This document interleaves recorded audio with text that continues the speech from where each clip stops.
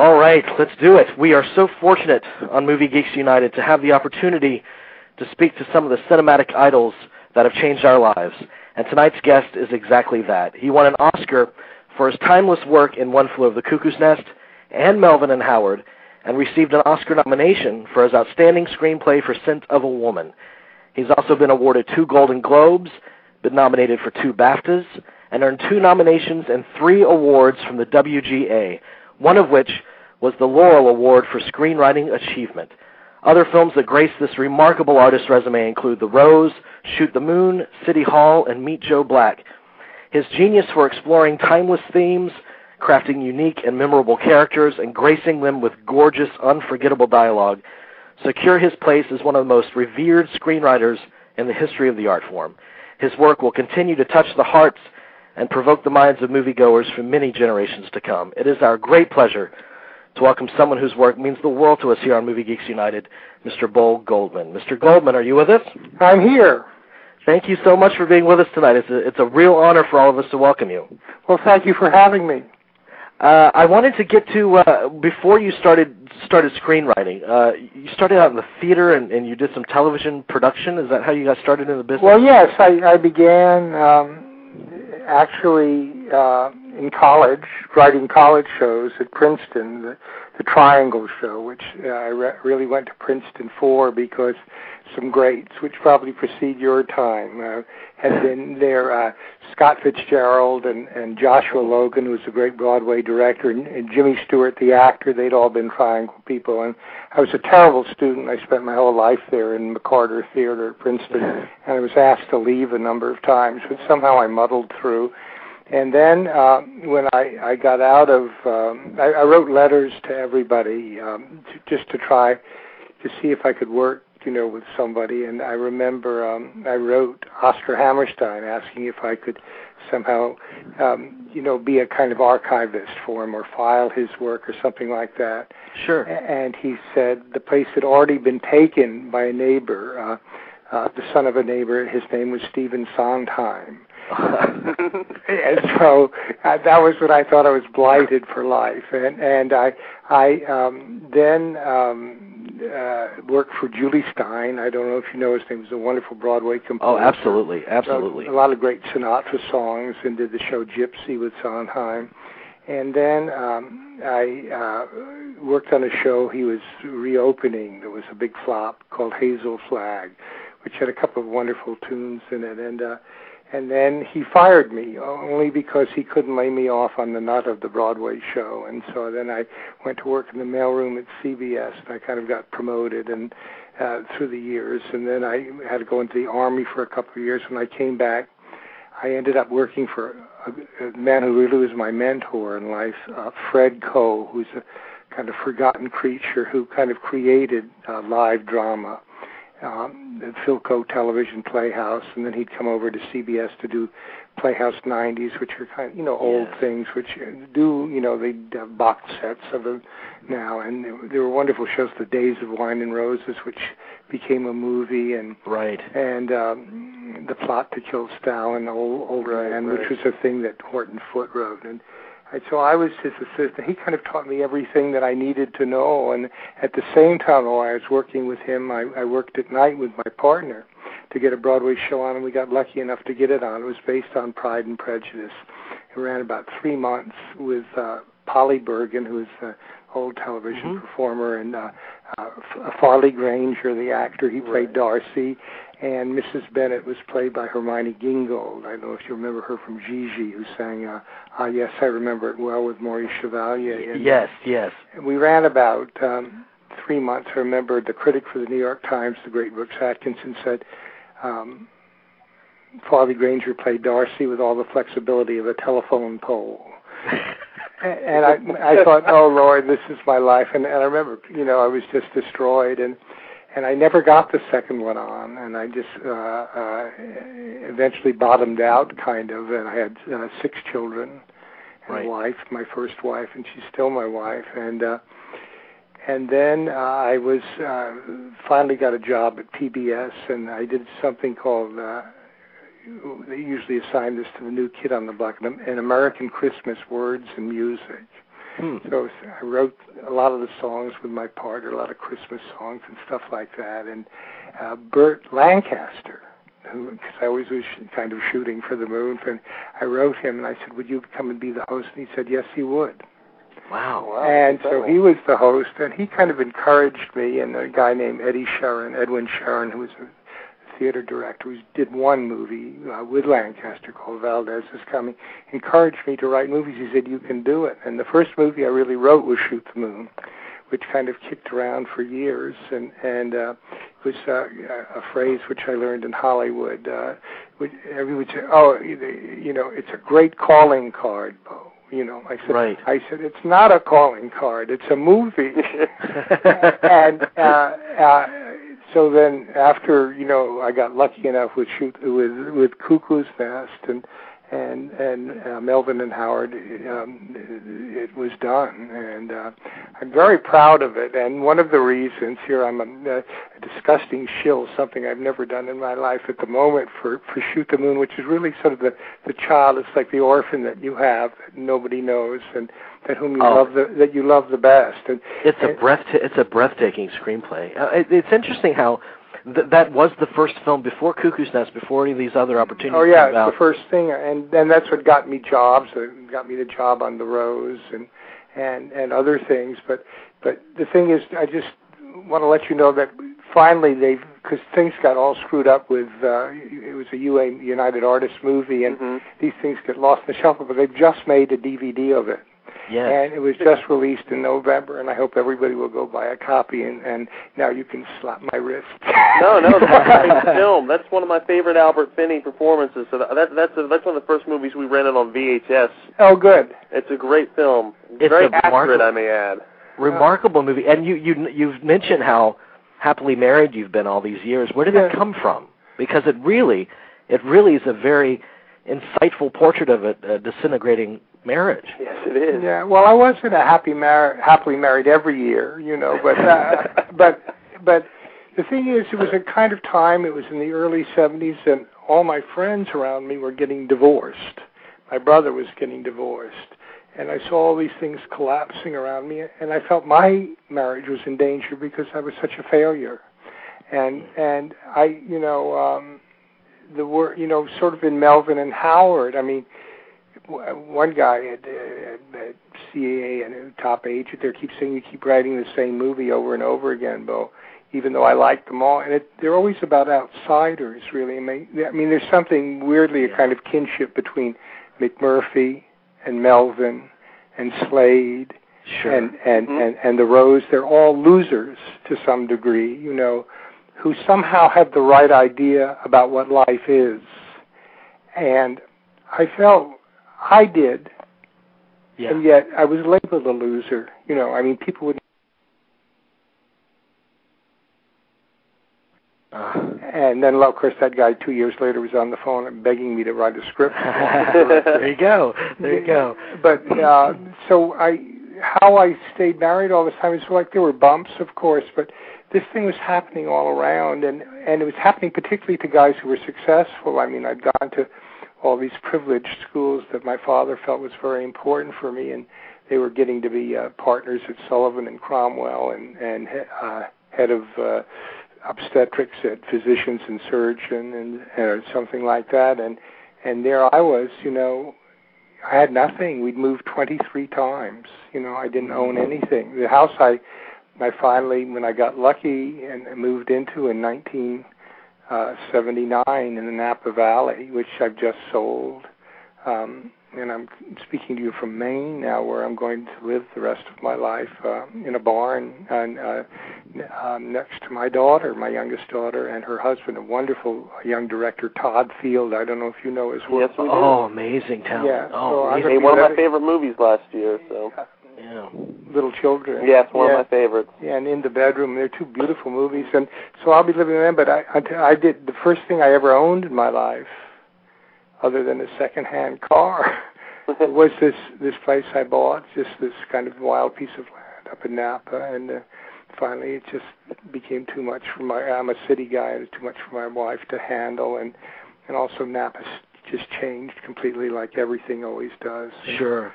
Sure, but you talk about the early failures. Did that make you more reticent that you were going to succeed at this? And did it? I suppose it informed your writing. I never had any idea about whether, I was lucky enough to get this show on. I was 26 on Broadway. That was like a big thing to people, even though it, wasn't successful, but it wasn't a dismal flop either. It ran a few months, but then I was 10 years trying to get the next one on, and it was impossible. It was like an old line about Broadway: you can't make a living, you can only make a killing. And I could make a living, and I was jerking around, and I kept trying, and my wife stood behind me, and my children did, and because it's been a long time since I've really talked to anybody about my life, because I don't, usually it's always in conjunction with a movie coming out, and I don't have too many movies these days, and not because I'm not really trying. I just I don't want to be a professor emeritus, and I kind of keep my hand in. All my children practically work in the business. One's a top film editor, another was an officer at Warner Brothers, and I begged them all, don't ever go into show business. Of course, they all did.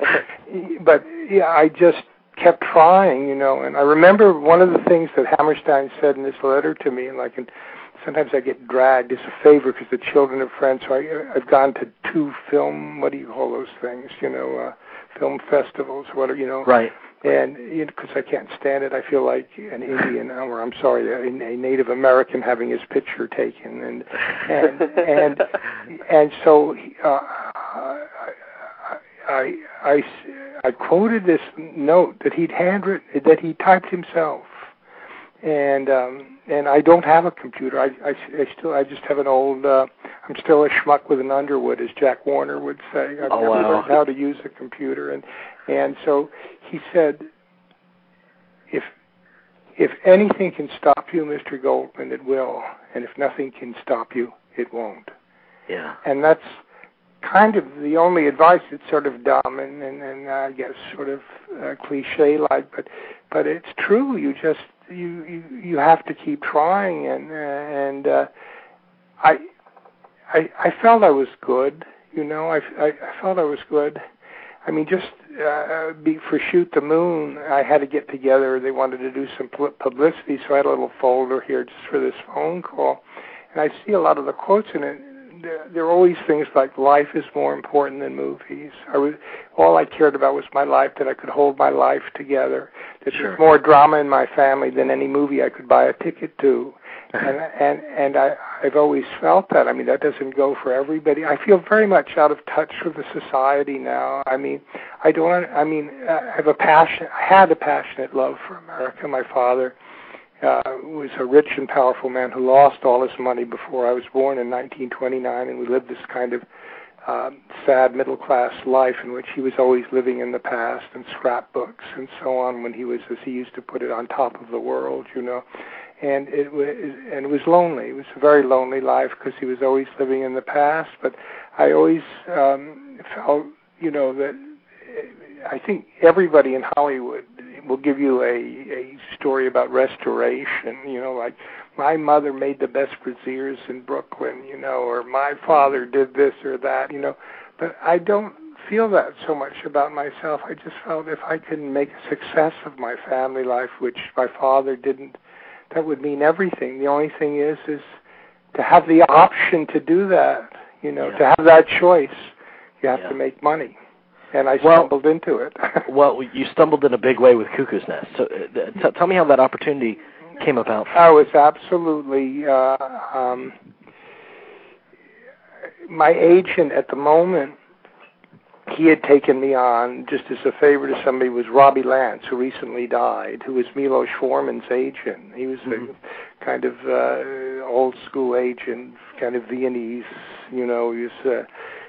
they used to say Robbie with schlag, because that's the way he was. And he was up till 90. I talked to him a couple of years ago. I worked with Milos sort of under the table on something, and Robbie was still his agent. And they were concerned about Jack Nicholson because after Chinatown, he was very hot, and he was not satisfied with the script of Cuckoo's Nest, and they felt he was going to walk. And Milos was not satisfied with the script, and Saul Zaentz, he was like a kind of independent financier, and of course, he's done very well, Saul. Sure. And so I was cheap.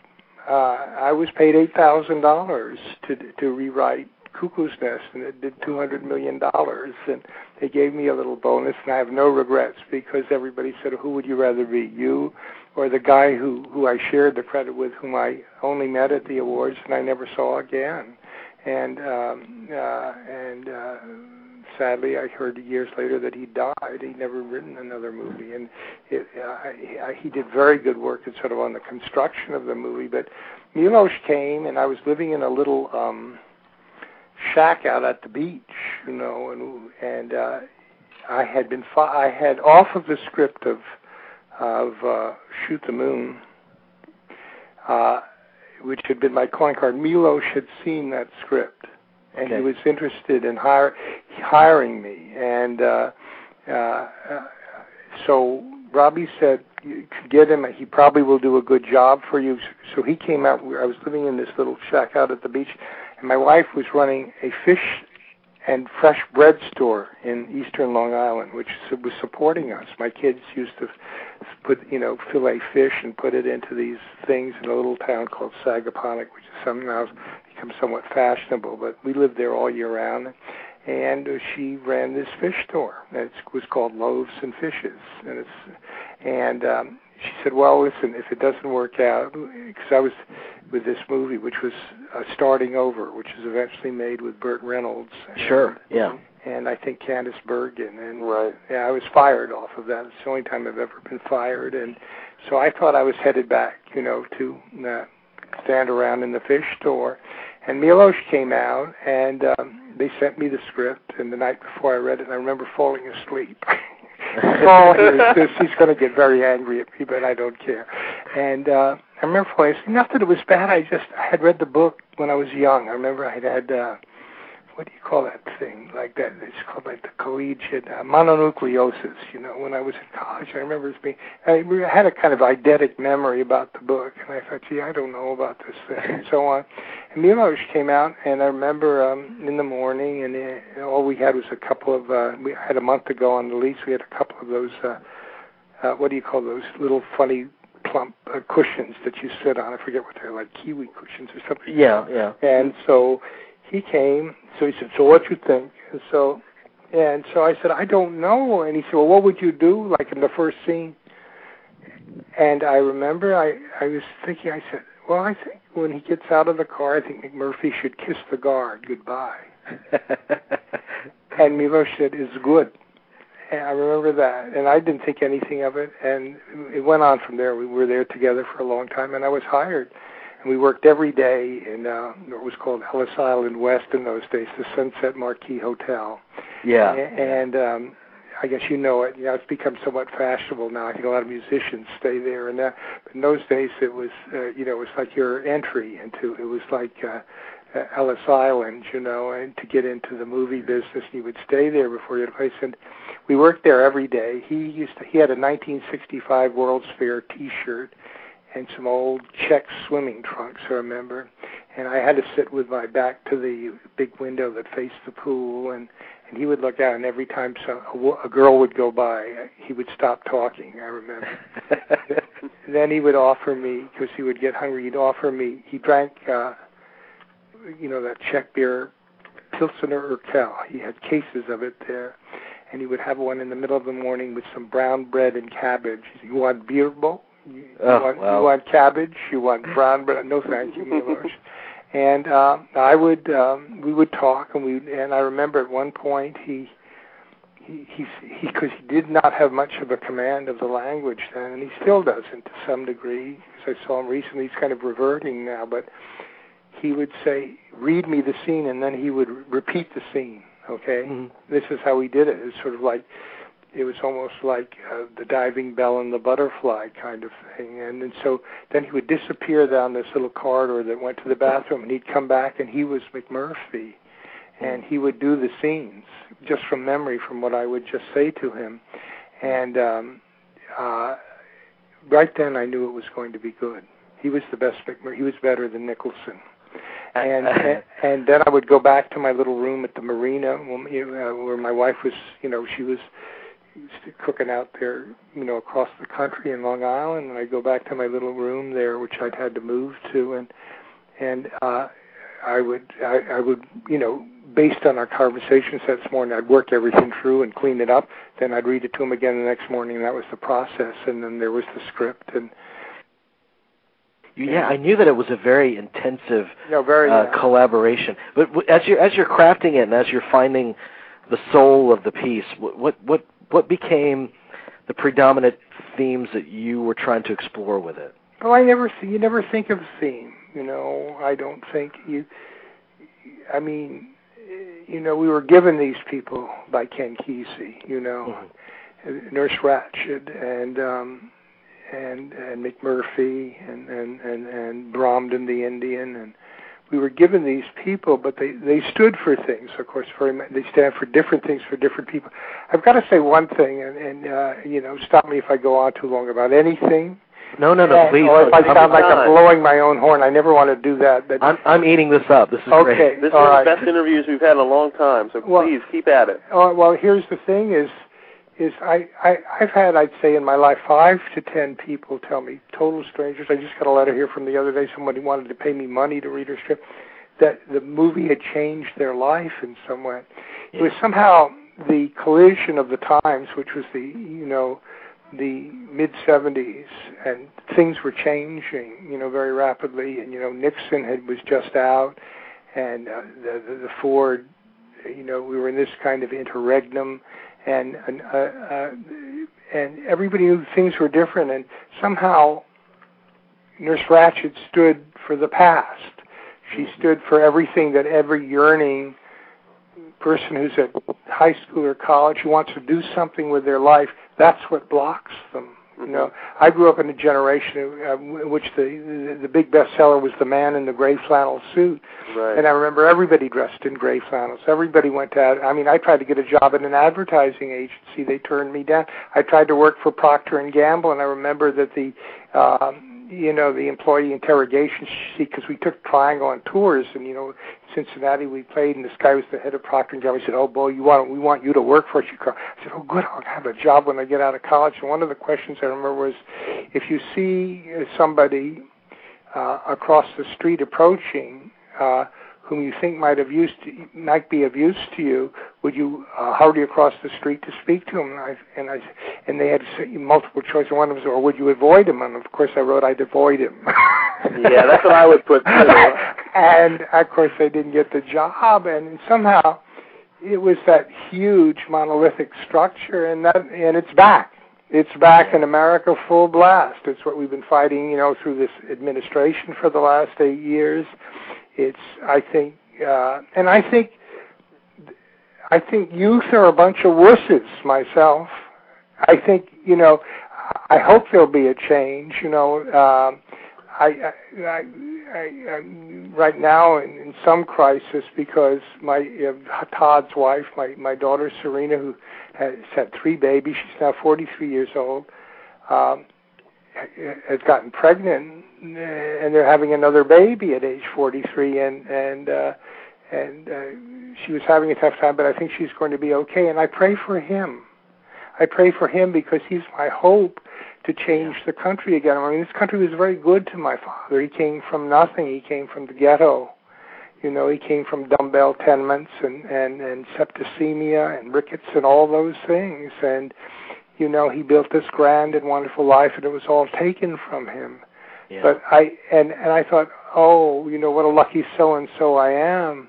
But now I feel like my wife doesn't really want to live in this country anymore.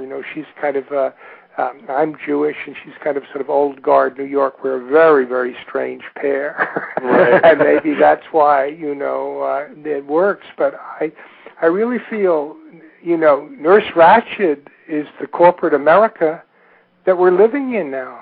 Right. It's the brand. Ratched is the brand, and here we are, pummeling our fists against this thing. Well, none of these things I would ever articulate. We never got into anything theoretical. You know, that was, I think, why I was hired, because they went through so many guys who were trying to get in, and everybody kept giving theories. I think the whole thing about movies is forget the theories. There are no theories about movies, you know, which is, it's what is in the story, you know, what is, you know, who are these people? Because there's nothing more fascinating than if you make real people, you know. I mean, if I have any gift, it's like, I remember,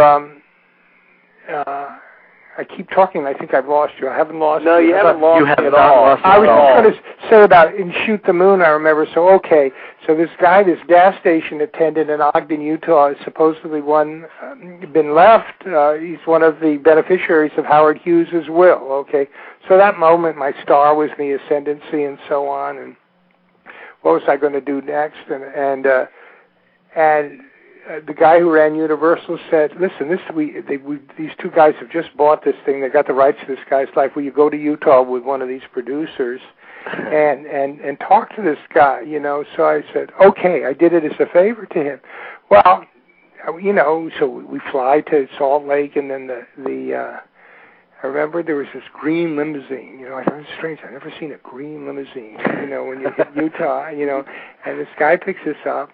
And we were hungry, so we stopped, and he was Mormon, the guy. I didn't know that till after we had lunch, and the waitress, you know, I said, gee, what a lovely waitress, how polite she was. And he said, well, she's got that Mormon aura. And suddenly I was interested, you know, because that's how he saw women. You know, like it was part of the church, you know, like, and the girl, she did have an aura about her, you know, there was something about her, something sacred about her, you know. Was she wearing the special underwear that Mitt Romney? No, I hope not. No, and I don't. You know, I mean, I had enormous respect for Mormons after that, because I saw it an uphill thing. But when I got and I met Melvin, I thought, he's me. He's me 20 years ago. I don't care if he's here pumping gas, you know. His marriage was in wreck. He had his little daughter, Darcy, and so on, and all that, you know. But I'll never forget the day. Then we went down. We did his trip. I lived with him for 3 weeks, you know. Really? Oh, yeah, I lived with Melvin for 3 weeks, not in the same place. We just retraced his whole trip, and we sort of retraced his life. He came from this tiny town in Nevada called,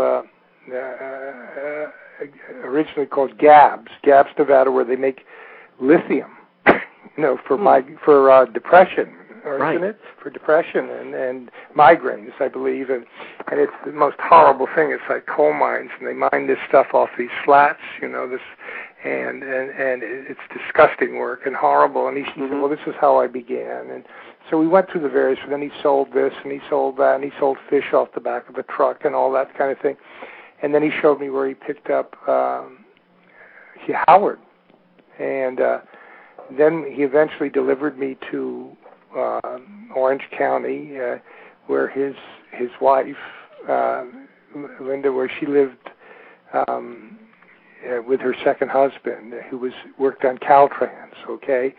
And he was, and his little girl was there, and so I now dispatched Melvin, because I didn't want him there while I was interviewing to hear her side of the story. Right. And I remember sitting outside the Disneyland motel because he was going to, drive back to the airport in Orange County next morning, go home, go back to Ogden, and pump gas again. So he said, "So what do you think, Bo?"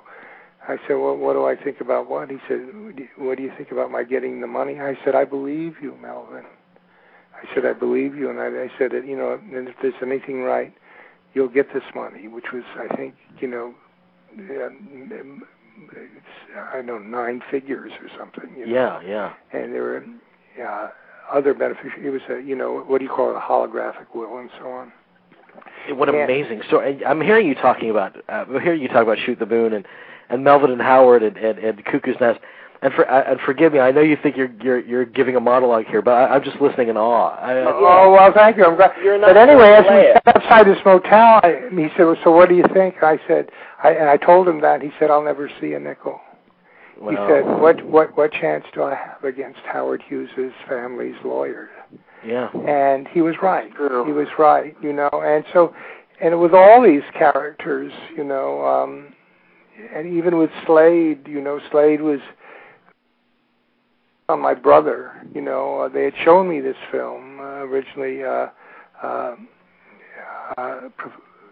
It's based on a foreign film.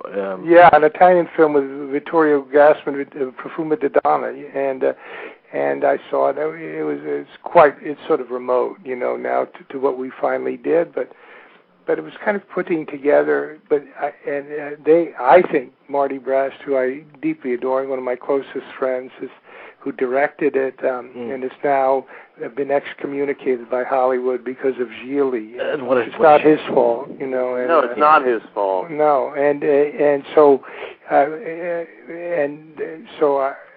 saw 10 minutes. I remember, I think they were desperate for a screenwriter, and I had been putzing around, and I remember, so I went into the screen room at Universal. I hadn't seen 10 minutes of this movie, and I realized it's my brother Chester, who had mimicked my father's life, had made millions of dollars, lost it all to alcohol, and was living in diapers at the Ritz-Carlton Hotel in New York, and was 5 months behind on his rent. And I went to see him to try to rescue him, which was hopeless. And I remember thinking, so I would only say to anybody, like, it's out of nowhere that you decide, something pulls you. And nobody says to me, and nobody whispers, you've got to do this. So I thought, I can do this because I know this person. Right. That he happens to be a guy who's an ex-Army officer who I then melded with somebody else I knew, and it's pictures of everything in life. But something has to pull you, yeah. And the things that were lousy, were things which I, used to, because I had to build a road or fix a wall. Or right. I don't know.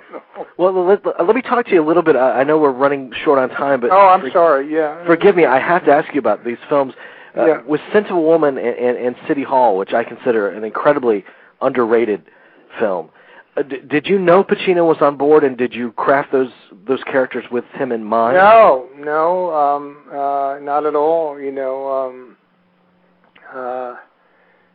The first choice, probably talking out of school here, was Nicholson for Scent of a Woman. Right. And he was at that time shooting a movie, and he said, I can't read a script while I'm shooting. He reached Marty and I at lunch, and he asked to speak to me. And I remember, I felt I wasn't the director, and he said, it's just and he didn't say it's his policy. He was very nice and polite, I knew his manager, Sandy Bressler, and I said, well, I feel funny about approaching Jack about this thing like this. Then he said, well, don't feel funny, Bo. You put 3 cars in my garage.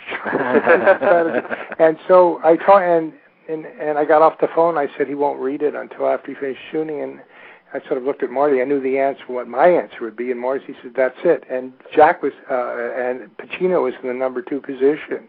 Yeah. And as soon as that happened, he went right in and did the part. And I remember we came to New York in August, and I remember it was a terribly hot day. We met him at the Mark Hotel across the street from the Carlisle we were staying in, and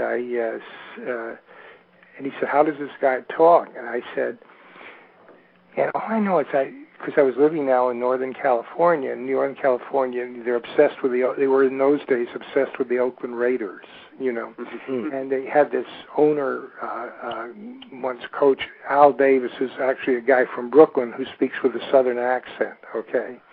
And so it's this totally ersatz Southern accent. I said, have you ever heard Al Davis talk? They sort of all imitate a famous Alabama coach, Bear Bryant. I don't know if you ever remember him. Right. The way these guys talk, they sort of barked. And in fact, in the Army, people are taught to talk that way because the Army was originally a profession for Southerners, and they bark. And that's the way this guy talks and slurs everything. And I tell you, that's when I knew we had the right guy. I mean, he just answered me, and he was Slade, just everything that I imagined about him. We just began to work together more and more. In fact, he somehow that relationship with an actor was there.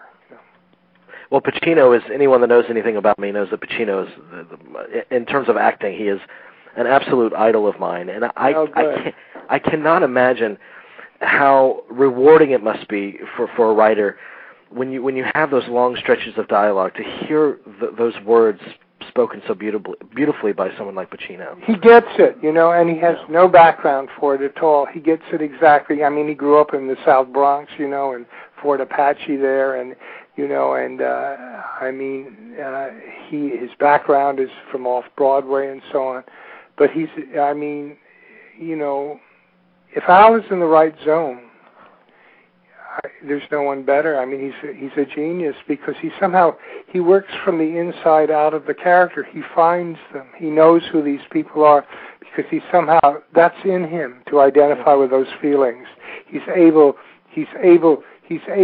to translate that to the audience. He's able to project that to the audience. He's able to get it out there, and he's fearless. He's absolutely fearless. And I think any artist that's worth anything, I don't care in any medium, you have to have something like that in you. Well, there's something I find of his that he's always very honest, and yet at the same time he surprises you. Oh yeah, I can see that last exchange between he and John Cusack in City Hall. Oh yeah, there's so many little wonderful moments in the silence between that beautiful dialogue. Oh good, behavior. Oh good. Oh, I thought that last scene was good. I thought Harold Becker did a wonderful job. I'm trying to do something together with him and Al now, but I don't know if it's going to come to any fruition. We talked, life in Maine is a big change, and I'm allowing myself to live for the first time in my life. That's beautiful. That's beautiful, though. You deserve it. Yeah, and so it's more of an adventure to live in Maine than it is to sort of sit down at the typewriter in the morning and imagine someone else's of it. Yeah. I just had, before I let you go, I had one question about, you just alluded to it, an upcoming project, and another question about Sin of a Woman. Yeah. After watching this film for 15 years, at the very end of it, do you think that Frank Slade would have backed Charlie no matter what his decision would be at the end of the film? No matter what is... Well, it's hard for me to... He loves Charlie, and whatever... I don't know. I wouldn't want to go there, but I could only tell you he loves Charlie, and whatever Charlie wants, he would want for Charlie. He doesn't... It's sort of... I think Slade sees himself in Charlie, sees the best of himself in Charlie. He sees the kind of purity and aspirations in Charlie that he's lost. Yeah. And yet there's something very, very pure about Slade. I've had people say to me, that it's misogynistic, the movie, and I've had people like Barbara Streisand, who I've worked with, say, what I love, Bo, is his attitude towards women. When he comes down from seeing the high-priced prostitute, in the Fifth Avenue building, I remember he comes out. Yes. And the only line he says, "What a beautiful woman." What a beautiful woman, yeah. Yeah, and so I just, I don't know how to answer the question except that whatever would satisfy that feeling, that sense of paternal that he feels, don't sell out, Charlie. Do, but he keeps tempting him. He says, "Do the deal. Go to Harvard." Right, right. Mm-hmm. But he doesn't mean it. Well, so I think that the project that you've alluded to is for Fifi, which is something that Harold Becker wants to mount for Pacino. Yeah, well, we're having some bumps there with the producer, and I don't know what's going to happen, but I hope it'll come back to us. And I've done a draft for them, and I'm very excited about it, but it's, there's no more to say. It's one of those internecine squabbles that always happens in Hollywood, and I don't really know this producer very well. He's somebody who comes from, as happens in so much, from real estate now, or tract houses, or God knows what, or it's Dorothy Parker might say the Utica Drop Tool and Forge Company, and they always think they know everything about movies. And I know I'm being mean right now, but I don't care. No, I think you're right. You're absolutely right. Dead on. Yeah. So it's so nice of you to have me on. I so appreciate it. It's Chris and Jamie and Jerry. And yes, Jerry. Thank you. I really appreciate it. Thank you so much. And thank you for some, such good questions. It was a good feeling. Thank you. Thank you so much, sir. You're a great idol to all of us, and thank you for your work so much. Thank you very much. Right. Bye-bye.